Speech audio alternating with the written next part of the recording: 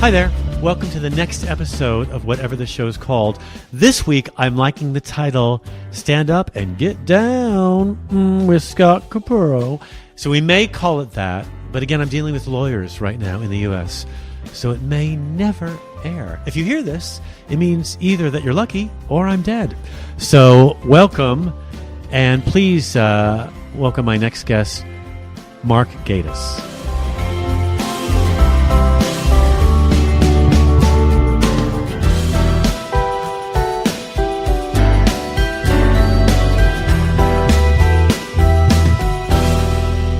I just saw Barbra Streisand in Hyde Park, obviously, 3 weeks ago. I saw you just exercising. Yeah, we were just running laps. Babs, and, Babs. She's gone. But she sang "The Man That Got Away." That was her final encore. I got so gay at that moment. I mean, for so many, because she mentioned Judy, and a lot of the audience didn't know that Judy sung that, or didn't know her rendition of it, or that it was added to the film because it needed to be the second version of "A Star Is Born." And Streisand ripped it. And I'd heard, I mean, we kind of went, because I've seen her live before, obviously. And I thought it might be a bit of a freak show. And I'd heard that she couldn't sing anymore. But she can. Oh. Yeah, she sang for 3 hours. Wow. With Lionel Richie. Hello.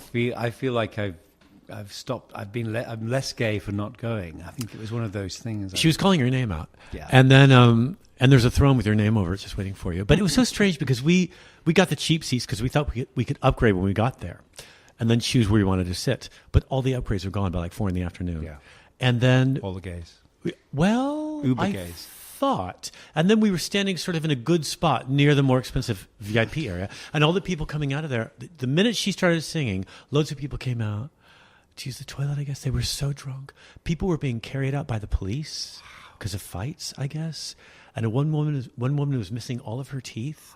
I mean, with wine stains, all really trashy. I'm like, how do they afford it? This doesn't seem right. The whole world turned upside down. But it also made me think. You can never second guess an audience because you would think that Streisand's audience, would be completely devoted. Yeah. But some people were just there for the screwdrivers, I think, and but maybe it's that.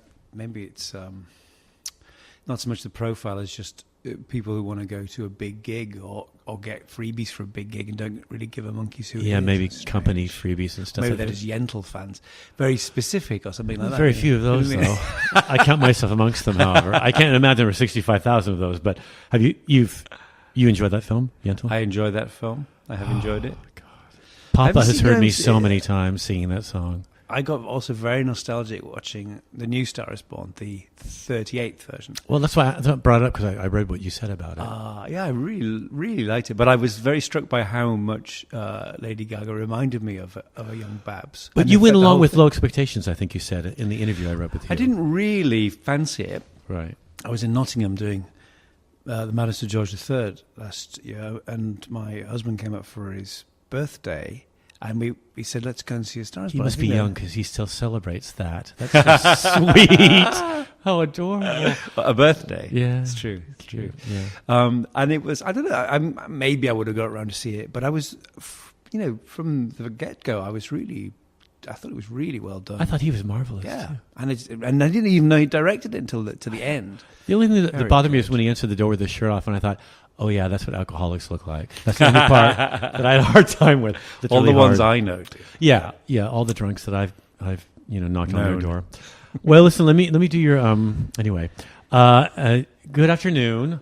We're at the marvelous Top Secret in the glamorous Drury Lane area. It's a dreary lane today, it is isn't it? True. Yeah, it is. Yeah, it's pouring down. It actually was dreary before this venue opened here. There used to be very little activity down here, but it's all kicked off this area. And on a nice day, it's nice. But no, it's London. It's London summer, and thankfully, Mark Gatiss has made it down. We're very appreciative. He's an English actor, if you don't know, a screenwriter, novelist, and a comedian. He's part of the brilliant comedy trio League of Gentlemen, which is when I first Quartet, saw Mark. Please, Quartet. The Quartet, sorry, but the performance trio. But well, the performance quartet as well on the road, right? Go on.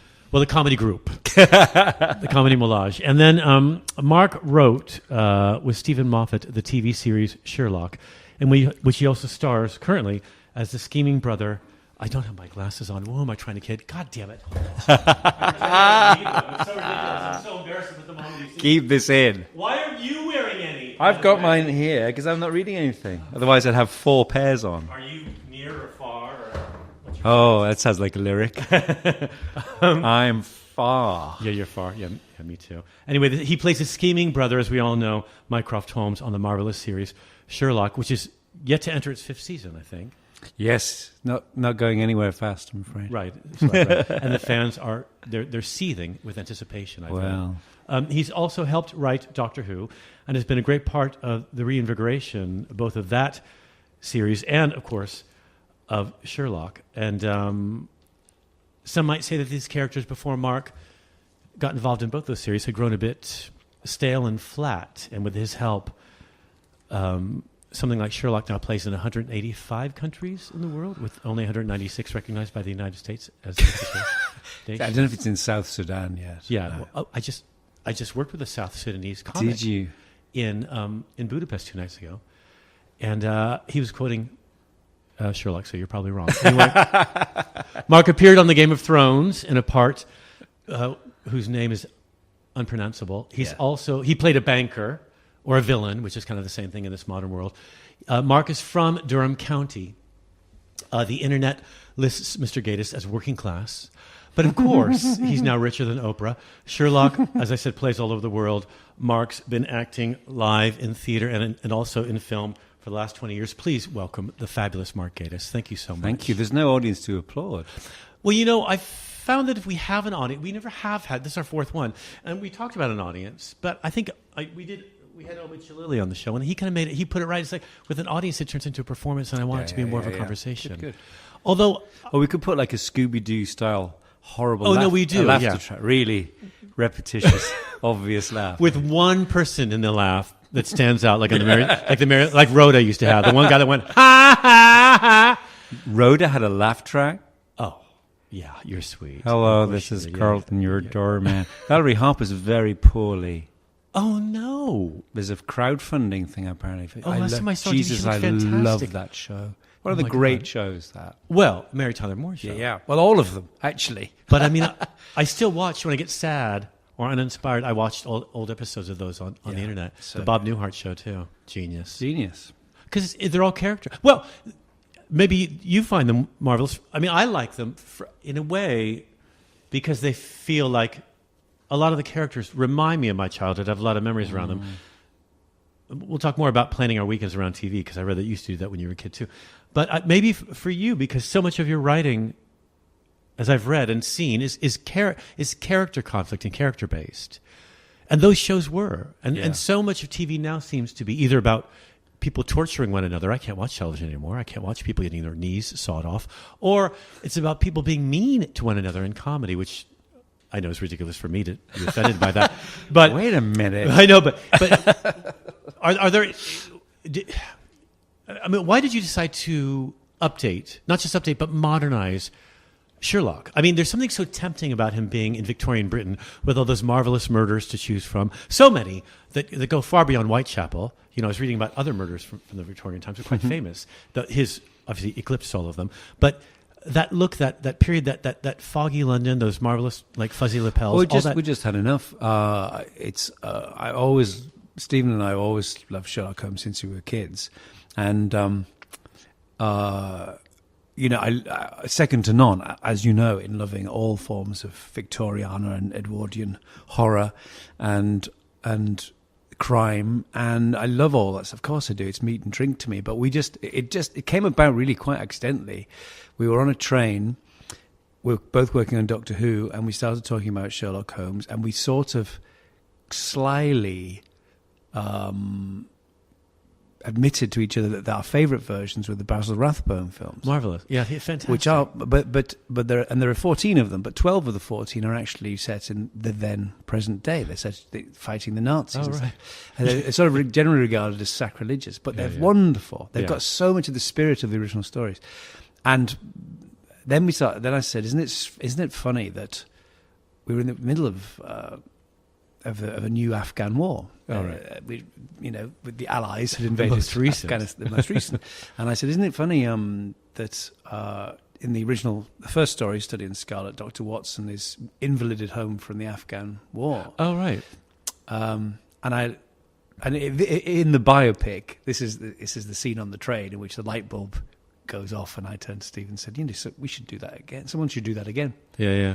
And that was the moment we thought, you could do that. And then it became like it's essentially like a flat share sitcom. Yeah. Two mismatched bachelors, one of whom is a very strange young man, and the other guy, the doctor, doesn't know what he does. Just some strange people keep traipsing through the front room. He says, "Can I have the front room for a bit?" Yeah. And he doesn't know, and then he becomes absolutely intrigued by him. Then eventually finds out he's a consulting detective, the only one in the world.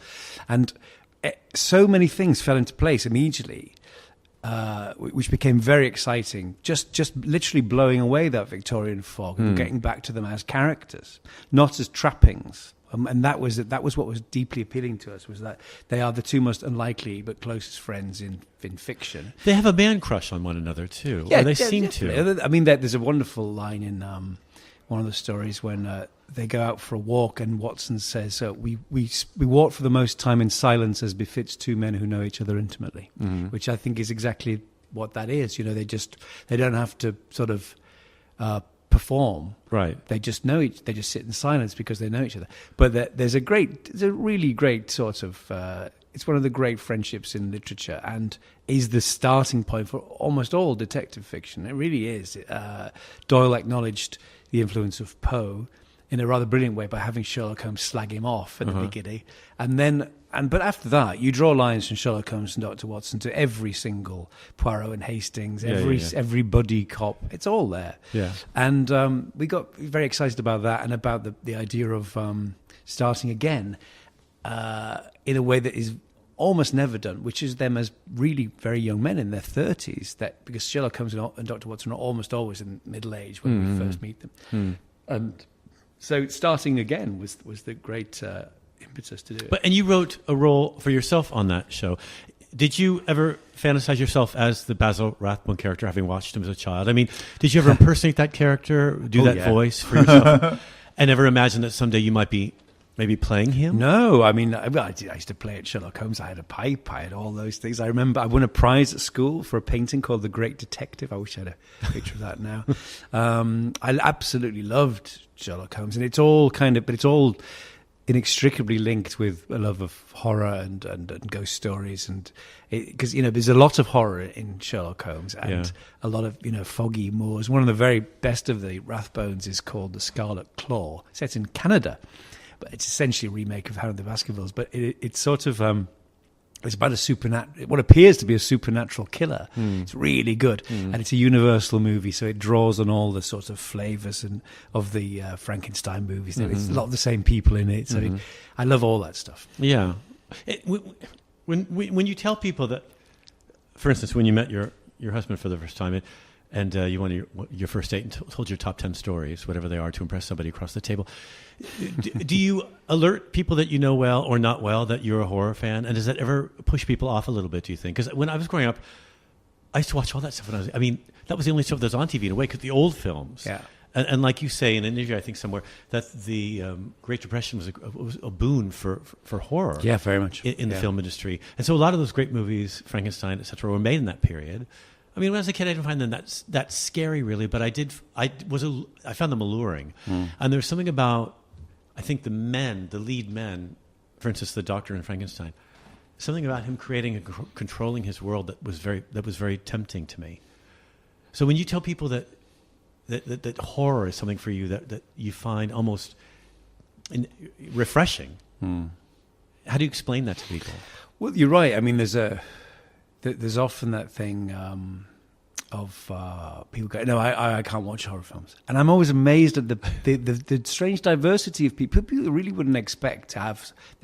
A lot of grown men, as it were, get very scared. Yeah. And I always, my counter is it's a great pleasurable thrill. I think it's like a roller coaster thing. It's the flip side of a good laugh, a great scare. In fact, when you go to the cinema and watch a good horror film, the thing that happens after everyone screams is everyone laughs. Oh yeah. Straight away, because there's a huge reaction to it, and I think it's part of the same fun. Like you though, my tastes have changed massively. I can't bear most things. I'm terribly squeamish. About horrible violence that looks real, I can't do it. If a zombie's eating a zombie, I can watch that. Yeah. But I can't watch someone take 3 bullets in the head. I can't. But do you know what I find? To me, that's not horror. I like supernatural horror. So the ones I really can't bear are home invasion films. I think because I'm afraid it might happen. That's true horror. No, that terrifies me. The idea of like someone breaking into your house and putting a gun to your loved one's heads or something like that, or torturing you. The torture stuff. It's like terrifying. On by your ankles on the road, all that. And I don't know what that says about us, why that's become where we are. People watch it on their phones at the gym while they're on the treadmill. I see it over the shoulder. I'm like, are you, please put that, just the noise, the sound that's created by it.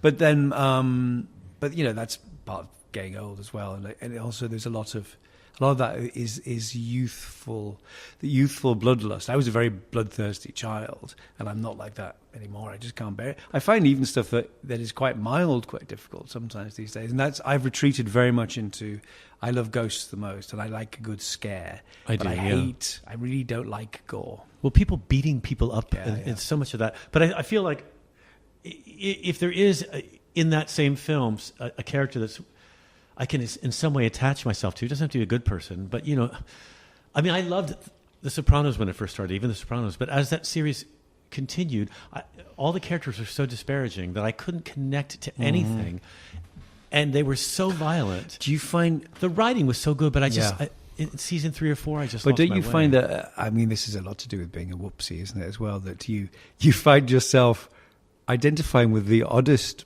people, in any given show or any given film. I mean, I could talk about this forever, but I remember I have such vivid memories of.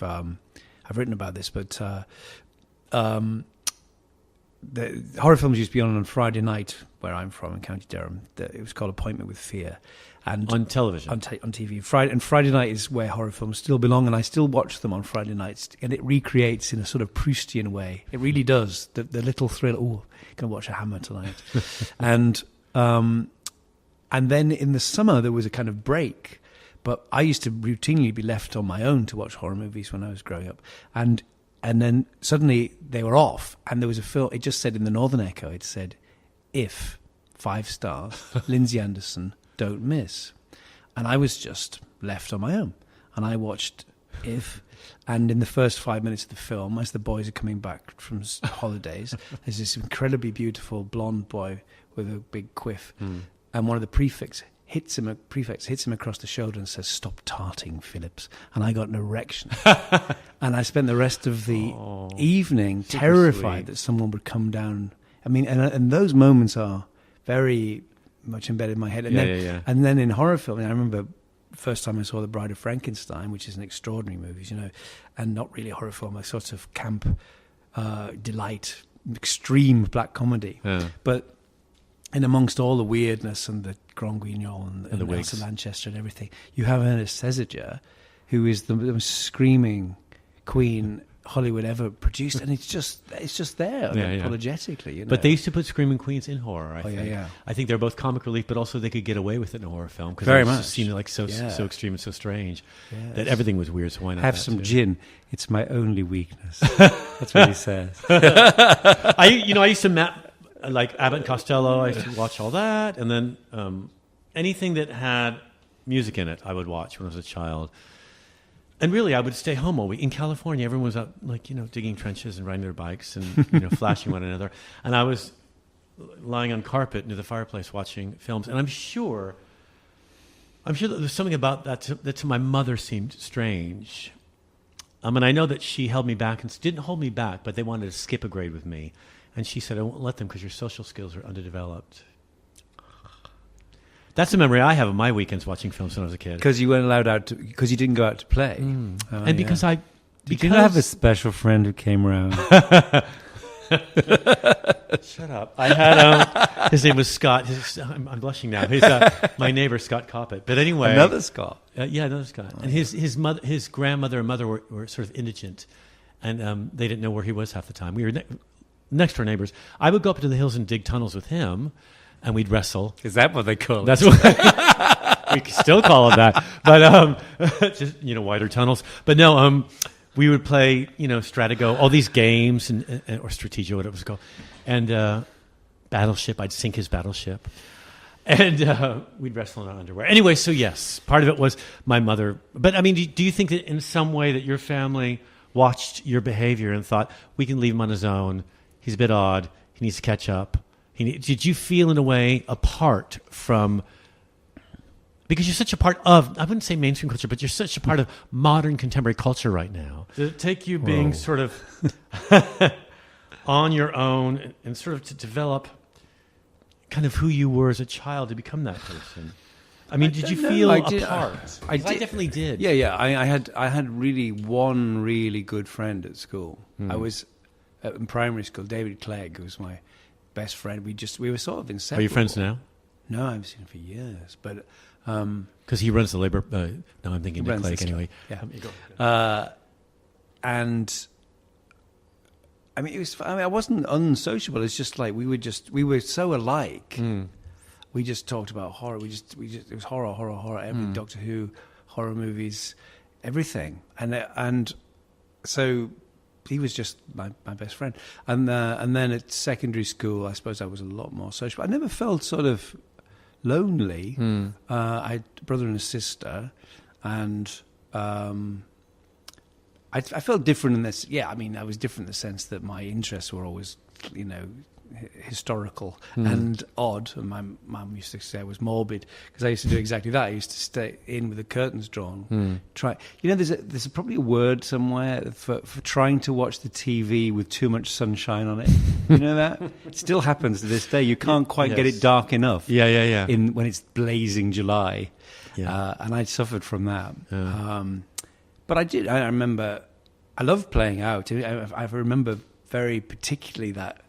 It sounds like such a middle-aged thing to say, but it's true because we used to, you'd open the door in the summer and we'd go out, run out, and then we'd come back to be fed like animals right. at the end of the day. That was the last they'd ever seen of us because we just used to run wild, really. But perhaps you've always sounded, you have such a lovely speaking voice, and I know you've been told that before, but perhaps you've always sounded like this as a child. Perhaps you've always spoken sort of this way, more beyond your years when you were young. Maybe, yes. I mean, my mum used to say I had an old soul, and I think that's kind of true. I was always very interested in the past, and I used to love hanging out with old people. Well, you were very close to your mother, weren't you? Yeah, and I remember she used to, when I was very little, she used to organise sort of pensioners' sing-alongs, and I loved going to stuff like that, singing songs from the war. She said, "You've been here before." But and old movies, and I love. There are certain black and white movies that always give me a real rush because I remember watching them with my mum, and sort of Sunday afternoon kind of treat, But yeah, I felt different, but I didn't feel like a kind of an outsider in that. I didn't feel like I was the only one. I felt like it until I found drama class at the age of 16 in high school. But before that, I felt like I was sort of not an outcast. I had a couple of friends, like you said, but being in drama in my sophomore year, it's a 4-year program. My second year in high school, I think people decided, oh wait, you're not weird or creepy. You're that funny guy from drama class. They kind of put me in a pigeonhole, and then knew how to respond to me. Do you think that getting involved in performance in the arts helps you? And there's a moment, there's a moment I remember this sort of happening when you felt like your time had come. Having been, I always used to look at the boys I used to fancy, the jocks in the back of the class, who there's another word that has yet to be coined for what that kind of boy looks like. 2 words we need now. The sun on the screen, and maybe it's the same word. It's that you'll know exactly what I mean. It's the boys who don't realise that this is their moment, and it's never going to get any better. They are king of the world, and they can have any girl in the class, and there's something like indescribably perfect about them for about 18 months. And then when you see them at Christmas, when you go home, they're about 40 stone. And you think, I think I've weathered okay. And you think, I can drive a car now too anyway, I don't need your help. No, I remember those boys. And some of them stayed okay. I was always attracted to either the foreign exchange student. Oh, God, yes. Always. Or I always liked the Jewish chatty kid We had a couple of those when I was in school, and I just the funny kids that would make me laugh walking on the way home. Of course, the guys on skateboards that commuted to school on a skateboard and then played tennis all day long. Amazing. That guy. Yeah. I mean, I remember his name. Frank Jakes had a French last name, and we hit bumped at the school dance. But I don't remember a lot of things about him. Yeah. But that was erotic. I think for me, emotionally or intellectually, it's more about. Even at that time, it was more about conversation. And I still know that if my husband didn't make me laugh, he just made me laugh this morning, I wouldn't be with him. Mm-hmm. He said to me this morning, Capurro, I'm good at everything except making money. And that made me laugh because we were in bed complaining about money. And it's also a lie. He's not good at everything. Of Capurro. Because when you say Scott in Portuguese from Brazil, it sounds like Scotch. We realized that on our first date. So he's called me by my last name ever since then. And he also knows almost nothing about me, so it's appropriate. But I don't let him in. Ideal. But you did say, again, a lot of what I know about you, the personal stuff, is from years ago, because we don't really travel in the same circles now, because you're award-winning. But but a lot of what I've read about you and seen about you online, I think I mentioned this vaguely when I texted you, was interviews. And there's almost no, other than the TV stuff people can see anytime, there's no live performance videos of you online. There's very few, almost none, really. And so what I'm going to bring up during the interview, if you're uncomfortable about it, tell me. But I think it's all common information that you can see online. But you did say in one interview, and you spoke about it really intimately, the best family time you remember, your best memories are when your mother was passing away, and how much closer it seemed to bring you at that time. And then your sister passed away soon after that, too. I don't know what year that was for you. I think is it 2016 that your mother, or my was sister? My sister was 2010. 2010. Oh, then it's been. Yeah. Then when your mother, what year was that? 2002. Oh, right. My mother was 2009, and it is. My mom and I were very close too, and so many things that happen still. I run through my mother's voice in my head, or hear her laughing about it, and so many off the cuff remarks I make are in the voice of my mother. I realize that. And I just mentioned that I did a show in Budapest, and one of the comics who watched me, the people we all watched each other, very sweet. We didn't have a choice. It was theater in the round. We had nowhere to go. There's no green room. But anyway, he said you do. Turn your back. Yeah, it's true. But he said you do so many asides. So many of your punchlines are kind of thrown away. And he said, I've actually written a joke that I can't tell that I'm going to give to you because the punchline's an aside, and I don't think I can make it work. And the joke is, I won't get it right because I haven't told it in front of a live audience yet, but the joke is 90% of Down syndrome children are aborted, which in your mind, it makes sense why the remaining 10% are always so happy. So the punchline is a throwaway, right? But it has to be told in a certain way, obviously. But he said, "I think you can do that." And to me, that was a sweet joke. I'm like, "Oh, what a sweet joke!"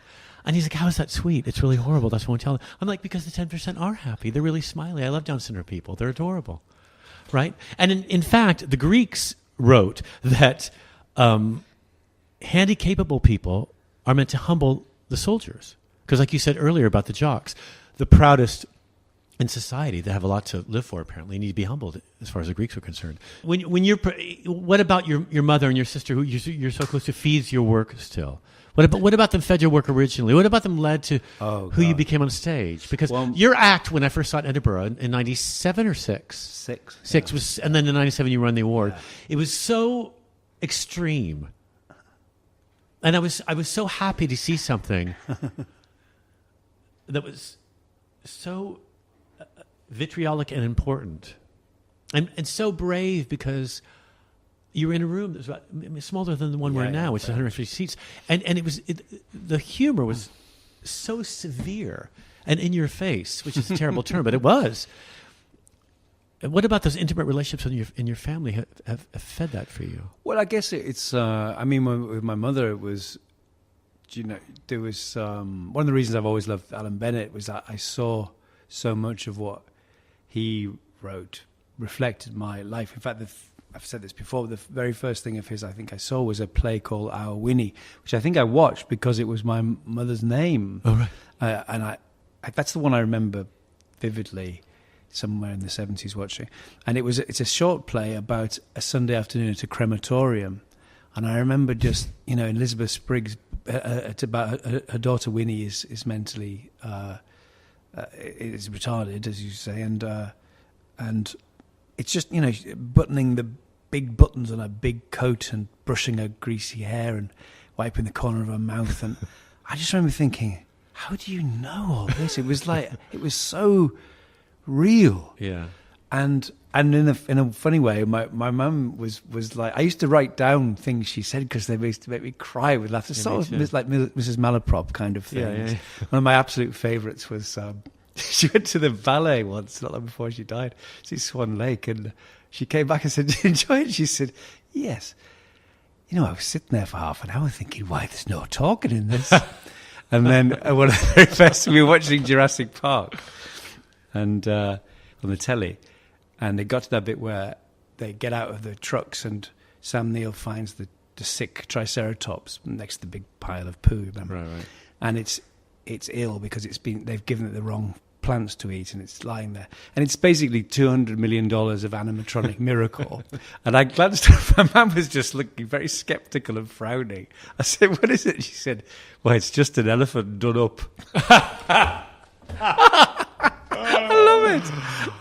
You say the same with Eliza Minnelli, there can't so you? Many, there were so many things like that. Funny. But there is something about the League that when you're watching it, as severe as some of the characters might seem, they're also very grounded. And they're very familiar, obviously, to a lot of British people. Yes, we do. I mean, we made a big... You pulled them way back down to earth in your scenes. It was a big thing for us, though. Apart from the fact that it was a mixture of stuff, there's some very silly stuff, very horror-influenced stuff, odd stuff, but also a lot of real pathos and a kind of... Physical violence, too. And yes, but also that... I mean, before we started working together, really, we used to just... I remember once me and Stephen Rees doing a sort of extended improvisation, nearly said improv, an extended improvisation about hearing your dad's car on the gravel and getting a bit frightened about your dad coming home, and then this sort of funny thing about what those nights were like when we were all kids. We all had such a similar childhood, and the idea of having a row and then being sent to bed early, and then like the landing door opening and your dad coming in and trying to awkwardly make peace. It was, and we just couldn't get through it for laughing because we all knew exactly what it was like. Yeah. So we tried very hard, the four of us, always to base it on stuff we'd known or people we'd met, but also... Because then you can defend it in a way, can't you? Oh, yes. I find that about stand-up, that if someone comes after me, I can be like, well, that's my experience, so... Yeah, so, deal with it. Yeah, exactly. Yeah. Were you surprised with the response to your first show at the Fringe? Because I don't know how much you toured before that, but again, it was so different, so unusual. For one thing, there was very little group comedy. Yeah. At that time. We'd been doing so little sketch as well. We knew lots of. We were lucky in that sketch comedy was just kind of coming back. Oh, right. There'd been, Steve Coogan and John Thompson had won the Perrier a couple of years before, I think, and Armstrong and Miller were quite big. They were doing well, at the Fringe then. So it just felt like something was in. And the those New Zealand boys, the Concords. Yeah. And so that was good, and then. But we'd been doing gigs here in London, living pretty much sort of hand to mouth and just keeping going and trying to generate a lot of material. And then we got to the Pleasance Attic by the skin of our teeth, the smallest venue. But it was the best to see you there. Oh, yeah. There was sweat and screaming, and that moment when the job center woman clips Reese in the throat with her clipboard, and he flies out of his chair. I remember I still get goosebumps. The show stopped for about 5 minutes. The audience was laughing so much and how you can get an audience to laugh at such a violent. That's what I found amazing. Yeah. Such a physically violent, dangerous moment when she could have killed him. But there is a part that is a live thing, isn't it? I mean, the next year. when we were in the Pleasance upstairs, bigger room. When you sold out. When we sold that, and when the Perrier Award, that one. Downhill from there. But we did Hair Lip that year, and that the climax of that is that the Hair Lip throws a cup of boiling water into Justin's face, and then imprisons him underground as his sex slave. It's one of those shows. Oh, that one. Yeah. But literally every day we did that. Steve had to come out from behind the curtain with 2 mugs, one of which was full of genuinely steaming liquid and one which wasn't. And I used to every day think, he's going to throw it in. Like throwing acid or something, And something about the prox, sitting this close to someone when you do a piece of physical comedy like that, or physical violence, it does have a visceral response. It's not the same as watching it on the TV. Yeah. And people must react to that. Yeah, It's kind of exciting. Do you do much live performance? I know you did a play last year. You said in Nottingham, but do you much live comedic performance? Or we toured again last year. Yeah, how did that go? Did you enjoy it? It was great. Yeah, I mean, we did it. We did 3 specials the year before last. It was essentially the anniversary of the Perrier. We were trying desperately to find a hook to put it on. Right. So we did 3 specials, and then we decided at the same time we would tour again. So we did that last summer, really. This time last year we were doing it, and it was great. I mean, really was. It was so much fun.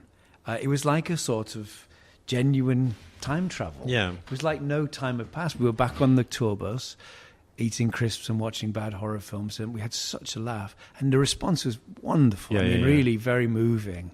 None of us wanted to feel like a sort of 90s tribute tour. Right. So we did it because we wanted to, not because we had to. And I think everyone could tell that, and it was great. And we did a lot of new stuff. We didn't just do all the old favorites. Yeah. And then we reversioned a few things, and it was really delightful. But it was interesting to go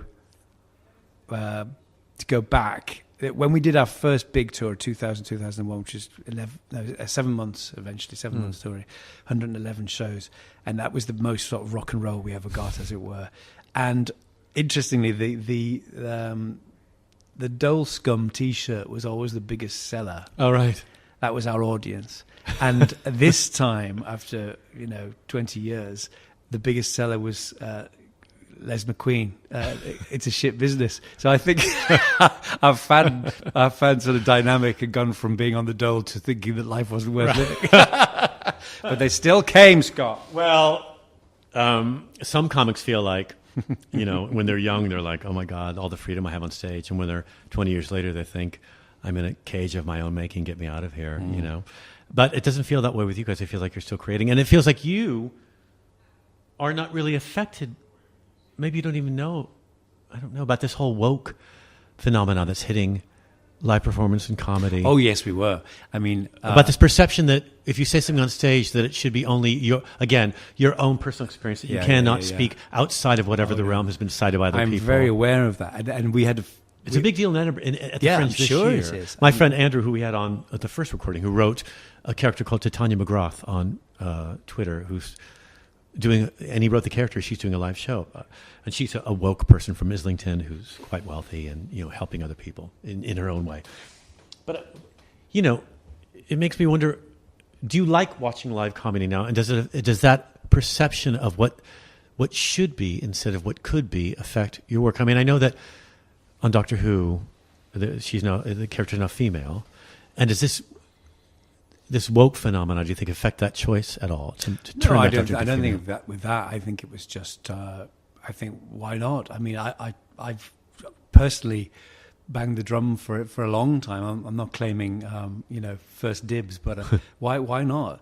But there's no reason. I mean, there's no reason no, why. Of course, right. the Doctor of course. can do anything. It's a Martian, so it can be anybody. It can be anything. It can be right. It's a Gallifreyan, not a Martian.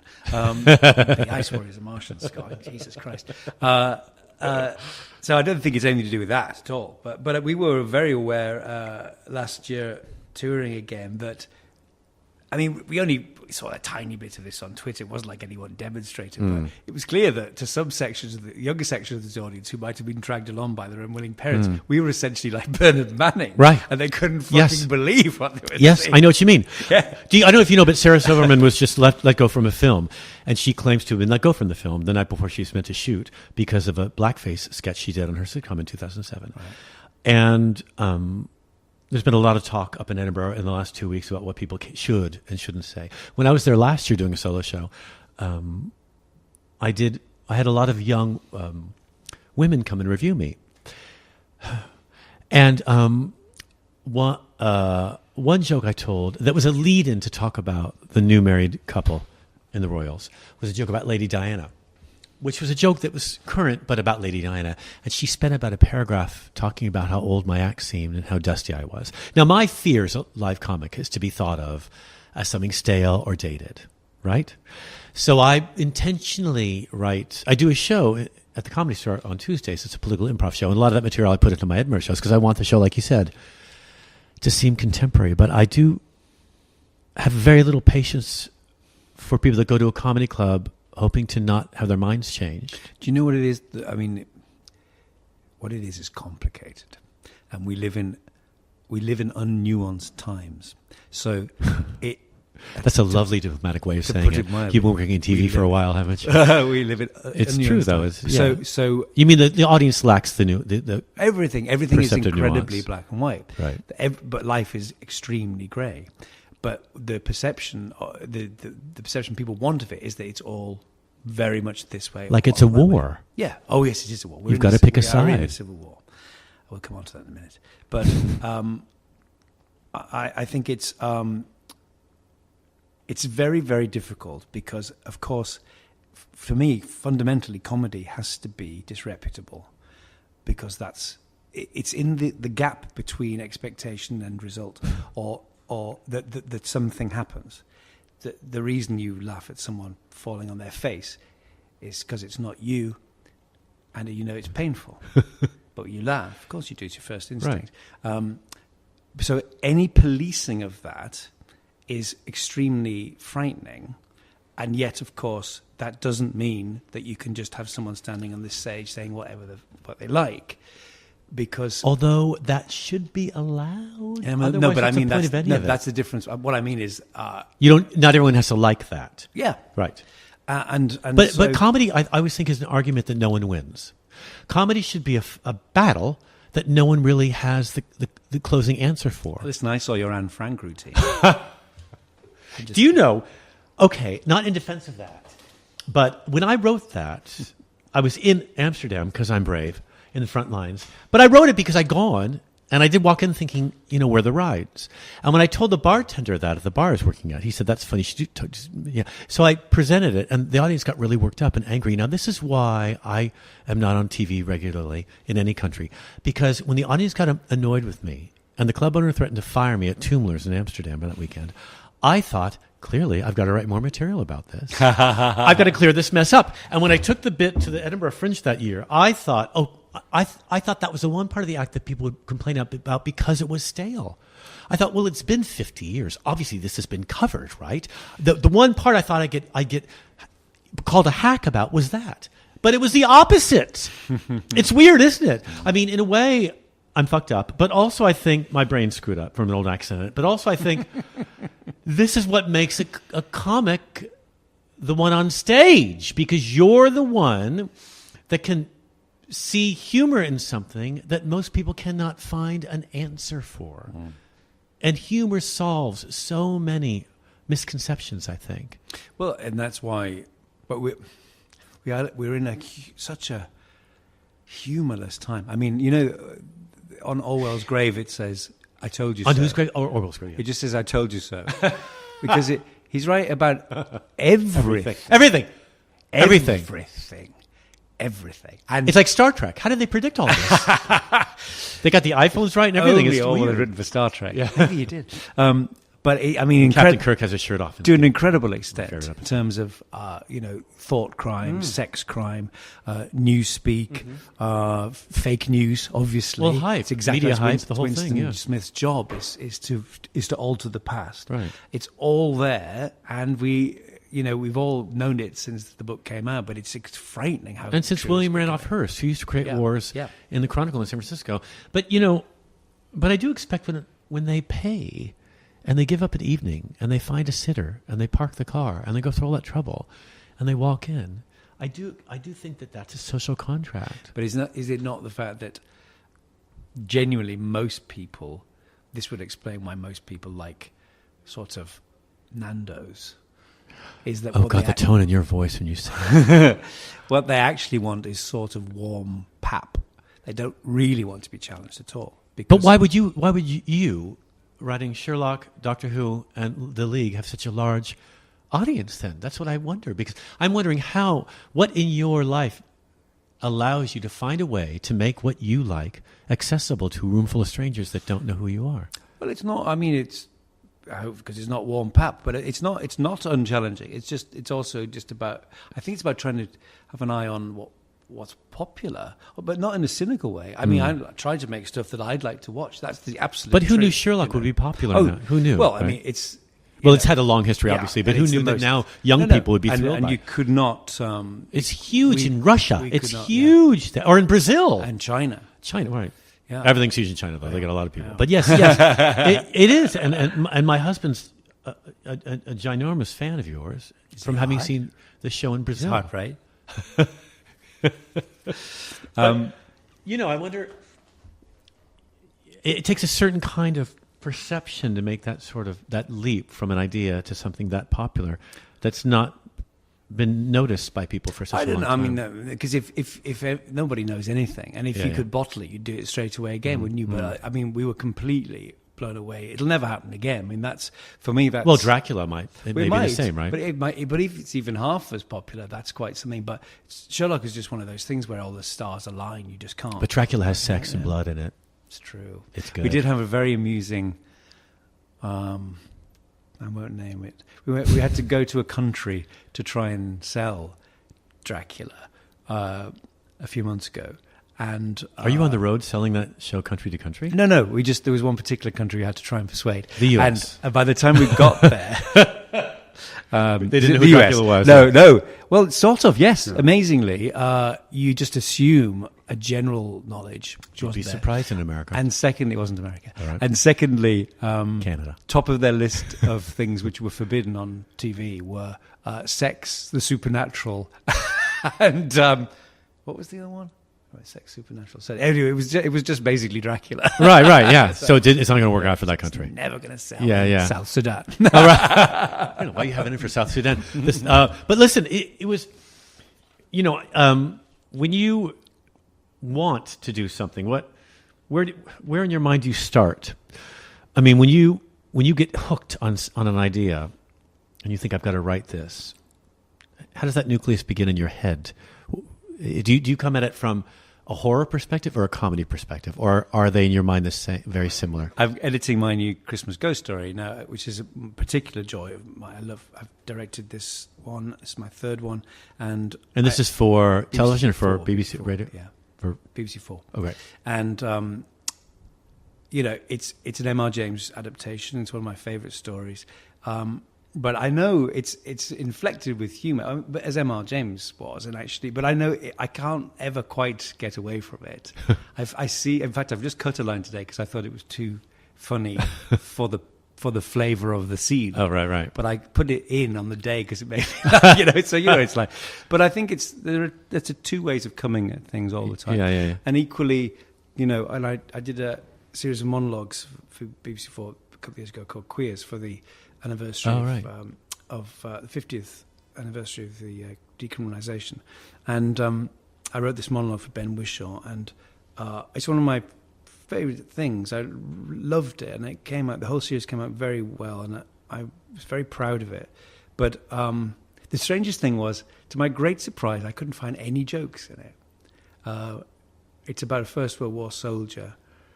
It's called The Man on the Platform, and I really surprised myself that at no stage in the writing or making of it, it's very, very, very serious. But was any of it, after you watch it now, does any of it seem humorous to you now? No, it's just, that's almost unique in my recent experience of a thing where I was quite proud of myself because I thought I haven't found a sort of easy well, laugh. I was going to say, that must have felt refreshing for you in a way. It was interesting. I couldn't quite work out what it was that was different. I'm trying to write a serious piece for next year's Edinburgh. I didn't go up this year because I didn't really have anything I wanted to say. But I wanted to talk about...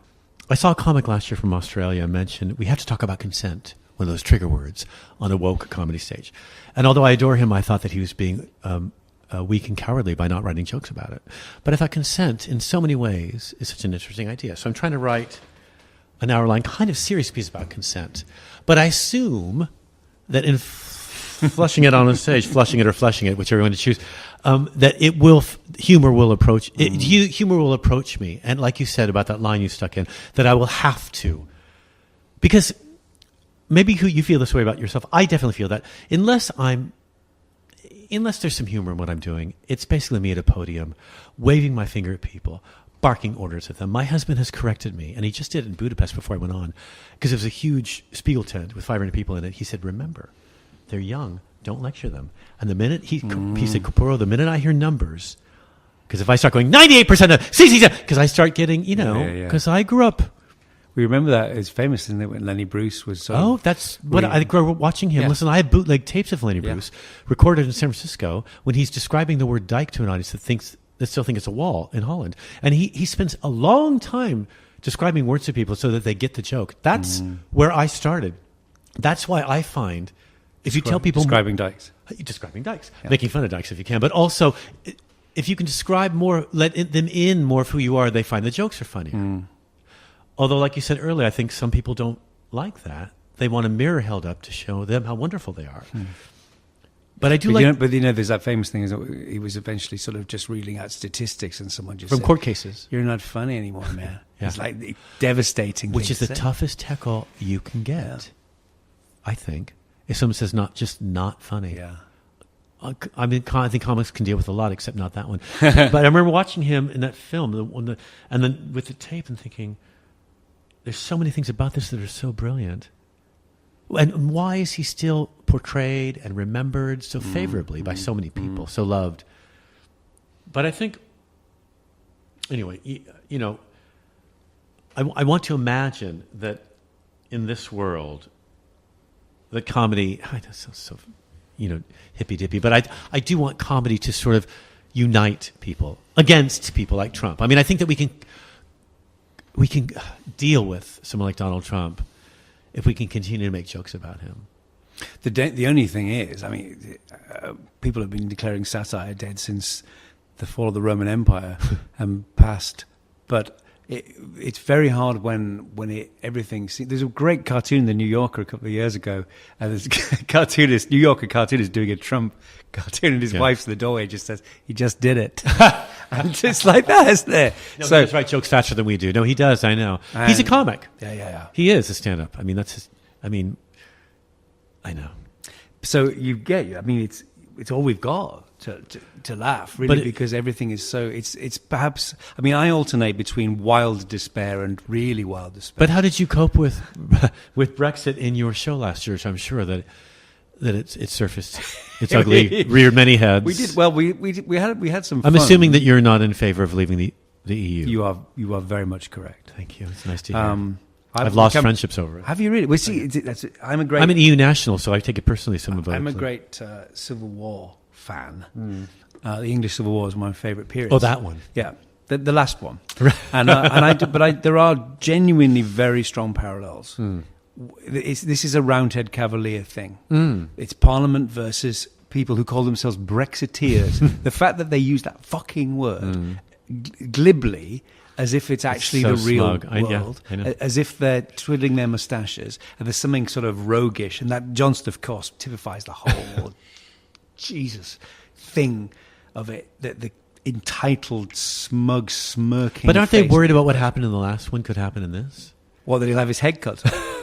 It'll take a while to cut the head off, or to get that up. To get there. He's so thick-skinned. But but it has divided families and friendships just as that did in the 17th century. And it's a pernicious thing. The comparison I always make, it's like the incredible thing. It's like slitting your own throat and then going to bed and saying, I'll see how I am in the morning. It's so crazy. And so many people that confuse alcoholism with activism. So many of my friends who suddenly became political activists. I'm like, what about your Oxbridge education made you think that you can make this decision for the rest of us? Because that's what you're doing with your vote. That's what you're doing. You're voting me out. You're voting me off the island. What there is, genuinely, you see, there is a mass. What they're doing, like all populist movements do, is ruthlessly exploit a genuine grievance. There is an underclass in this country, and one thing that touring the country again last year really showed me: there's a great swathe of this country have been totally forgotten, and they're very angry about it. They have every right to be. Unfortunately, the people they have invested their faith in are completely cynical. And are about to screw the hell out of them. And about to screw them even worse. And that's where we are. So it's a legitimate response. It's people who feel incredibly powerless finally thinking they've got some voice, and they did, but they voted, their turkey's voting for Christmas is the worst possible thing you can do. I think that it's difficult giving a referendum, a direct vote to people in a parliamentary democracy, which is designed to slim down people's rights. And so to suddenly offer them this, and they can direct their anger at someone or something which happens at that moment to be the EU, all their anger is going to go in that direction. Yeah. It was, in a way, a brilliant strategy from these people we don't so much admire. Maybe they saw that. Oh, definitely. But how thick was Cameron to give them that chance? It's so disturbing. But I spoke to someone who worked with him, who was there at the last EU. Now, let's put this in context. I brought it up kind of because I know that you hang out with a lot of these. I'm just saying. Oh, who? Well, Mark, where you live, you have a Victorian laboratory in your cellar. No, I don't. The people that you are with whom you are conjoined professionally, I'm imagining that you bump heads with these sorts of people all the time. I know some of them. I wave at them from down here, and I know who they are. And I wonder how you cope with that in your professional life. Do you mean like Tories? Not just Tories, because a lot of Tories are opposed to leaving the EU as well. Who do you mean? The establishment? Yes. No, I don't. People that are just rolling in it, that are going to make so much money at this. I just stay at home. I can't be bothered to go out. It's absolutely true. Really? It takes a lot to get me out of the house. You're very lucky. Oh, well, I kept checking Twitter today for the message. When I saw you on there, I'm like, oh, he's going to cancel. But I really appreciate it. But I'm not a diplomatic person, which is, again, another reason why, my career's in the situation it's in. But I wonder when I watch and see you in those interviews, I think, how does he, coming from a queer working class background and with I'm sure a family that had a very strong political viewpoint, and here you are, and your politics are expressed in almost everything you do. It's undeniable how you feel and think about things. And how do you sit at that table? Well, I don't. Honestly, I don't. I mean, I've never been to Downing Street or anything like that. I wouldn't. Really? No. Have you shaken her hand? The Queen? Yes. No. And I honestly... This is You've been invited? No. Never? And I would never, ever accept any of those stupid... They're so depressing. When I see them on TV, I have to turn them off. I just can't watch it. Listen, who is the most famous person to ever get an OBE? Jimmy Savile. And a knighthood. Let's leave that there. I have no interest, genuinely no interest whatsoever in that. I don't care if it gets you a better restaurant and table and restaurant. I just not interested. So I don't, honestly, I don't. And I you don't feel the need to? Not at all. I really can't be bothered. But the BBC is run by some of these people, and you're employed. Of course by them. it is. But then, I don't mix in those circles. I mean, I didn't go to Oxbridge or anything. I know it's still absolutely perniciously there. Yeah. The idea that people are judged by which college they went to, never mind which university they went to, which college within university they went to, stuff like that. It's incredibly. But you went to art school. Huh? You went to an art. I went to a drama school. Terrible drama school. Yeah. Right. Well, you met the boys. Yeah. Which is a good luck, right? Yeah. Amazing. Right. It was, in so many ways, it was the foundation of everything. Slightly in adversity because we were so depressed by our course, we started doing our own stuff. That's what I forget. But maybe having gone there also, it helps you sort of remain who you are. Yes, I hope so. And also, but You know, God. I mean, I feel the British are obsessed with it right now, and I think a lot of the world would like a lot of British people to calm down about it a little bit. But it's understandable when it's, I think, as a sort of class war, it's at its most extreme. That it's. But I'm asking you, about which 30 side you years. say? Oh, because you are from both classes. I'm not. Well, you are. Well, I've become middle class, definitely. Middle class in this country is funny. From being working people class. say middle. Well, yes, but people say middle class here, and they mean something else. Most people who say it. My arms are crossed right now.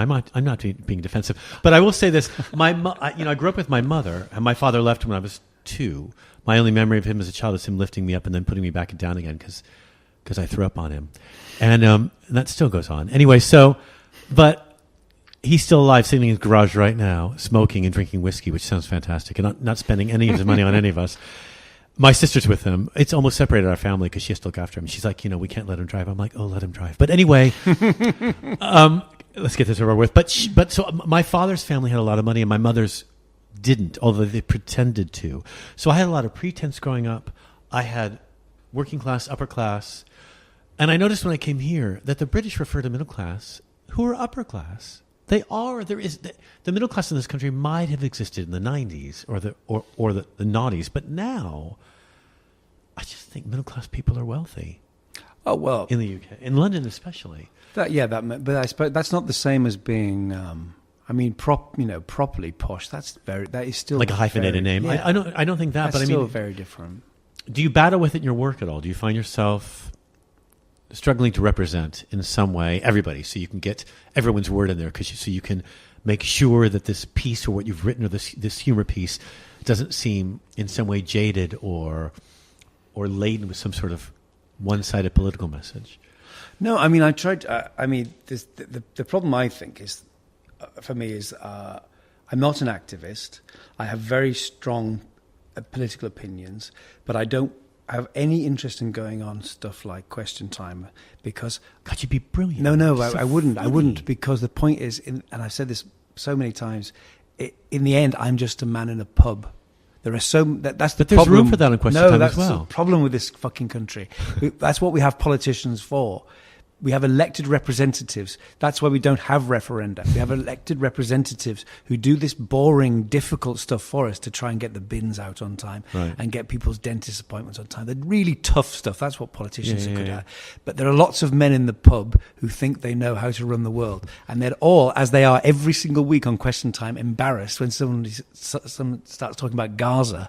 And they look like what they are, which is idiots, mouthy idiots. And I do not want to be that. And secondly, as my husband's always saying to me, unless you're actually going to take up arms or literally quit and go and work for Médecins Sans Frontières, then what are you going to do about it? God, that's so weird because I had an American. You're going to do that? Well, just for the outfit. But some American friends were visiting last year and were going off about Trump, California rich people. And what about my children? And Trump, and how horrible it's become. And they were here for 2 weeks staying in a 5-star hotel. And this woman who I went to university with, I said to her, isn't it refreshing, though, to know that in a way your vote really doesn't matter? I only said that because in California we know who's going to win. They don't even come out to California to campaign anymore because it's such a liberal state. Yeah. And she grabbed her knife and came across the table at me in Covent Garden. This woman my age, who I could have taken, came at me with a knife. And I'm like, Anne! She's like, I threw it down. And since then, my husband has noted, has not returned any of my messages. The friends she knows don't talk to me now. Because you said her vote was meaningless. Mm-hmm. Gosh. And in a way, I think,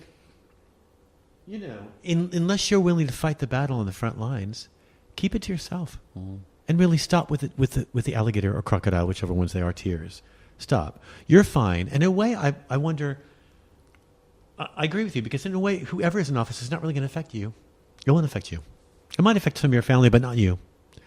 Right? So why pick up an axe? The thing is, you end up genuinely, you let in so much craziness into your head that you can't exist. I mean, there is not a single day that goes by without Brexit having an impact on all our mental health. But I worry about the homophobia that I feel rising again. Yeah, But that's That's to me, where it but bothers that's me. the battle. Is Yes. the thing, isn't it? Because then you can't, if you just ignore it, then they've won. Yes, I feel the same way. But you've got to work out the extent to which you actually engage and actually what can you do? What can you do? But was a We female can't- Doctor yeah. Who? That's what I'm asking. Was that some way you fighting it? No, because it's nothing to do with me. I don't. But women's rights and gay men's rights go hand in manicured hand. I think they do. Yeah, but I don't write for Doctor Who anymore, so it wasn't my decision. And why don't you write for Doctor Who anymore? Oh well, I was, I suppose, very much because of working so closely with Steven, who was running Doctor Who, and I was in Peter Capaldi's last story, Right. playing the grandson of one of my favourite characters from the 70s, Oh, right. playing the Brigadier's You've ticked so grandson. many boxes, Yeah, haven't I you? mean, literally every box I've got, and I felt I'd reached my natural end, and also Chris Chibnall, who took over, wanted a great Right. new influx of Yeah, people. yeah, So yeah. there is a season to everything. Yes, sure. So I thought it was just time to. I've had my fun. I saw some documentary footage of you backstage, Oh yeah. or on set, but not filming. Enjoy like a child, so happy on Christmas morning, touching all the props. What was that? Playing with the actors, and you spoke to one of the behind the scenes people, and he was some young beautiful guy that you put your arm around and said hello to. why. Yes, and you were in costume, and you were just joyous. It was great to see you so happy. How does your husband compliment you? Usually couples. My husband. He just says you look beautiful. Well, there's that, and he doesn't have to. You do, but it's nice to hear, isn't it? But we were at a dinner party recently, and a couple I adore. I know her from yoga. You expect her to be liberal, anyway. Started talking about how the Jews are everywhere, and my husband and I started saying, "Oh, they are, and they should be, shouldn't they? They should be allowed everywhere." I started to find the joke. There was no joke, and this is after he told us why he doesn't, rent to black people because you can't. They have small brains, they're like children. Anyway. In San Francisco. Anyway, my husband grabbed my leg with his hand, and we were having dinner at their house. We were their guests, and grabbed my leg really hard to shut me the fuck up and get me out of there. And in a way, I think my husband's politics are much more conservative than my own. But he's from Brazil, so put him in a prison and lock the doors. But in a way, I think that's a new policy, isn't it? and it's also the name of my next one-person show. But he calms my reaction, and we will every time we walk into a party or a social function. He'll whisper in my ear, "Be nice," which I need to hear because I'm a comic who knew I was queer when I was 5 and then hid it from 8 to 16. So I know how to protect myself by being a bit of a prick, just a bit of a prick, a little bit. Because not everybody wants to be made fun of, right? And I do that. So in what way does your husband... It's quite similar in a way, I think, in the... he worries about my blood pressure, but then because he's always trying to... Is it high? Calm me. No, but it could get high. You never know, right? Do you know how you're going to die? Today, I think. Have you imagined? No, I fear death more than anything still. But you are enamored with it as well, aren't you? Yes. Much less so than I used to be.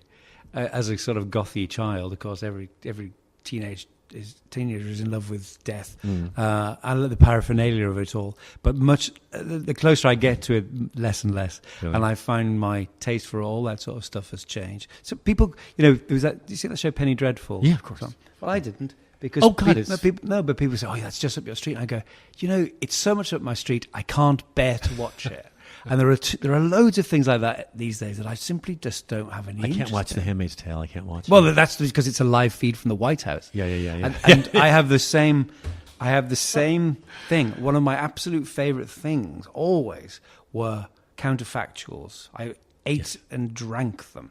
I loved reading, what if Russia had won this? What if the Nazis won the Second World War? I love all that. Loads of famous... And there's that series on now that as if the Nazis had won. Yes, but that's the thing. But now I can't watch them. I didn't watch Man in the High Castle, Handmaid's Tale, SSGB, because I think like we're in them. In fact, the Nazis did win. That's well, the what it Germans, feels like, arguably... Germans are the good guys this time. Well, and they did the best out of the war. They did, didn't they? If you go to Berlin now, it looks like Washington, D.C., the way they've redesigned it, because there's so much American money in it.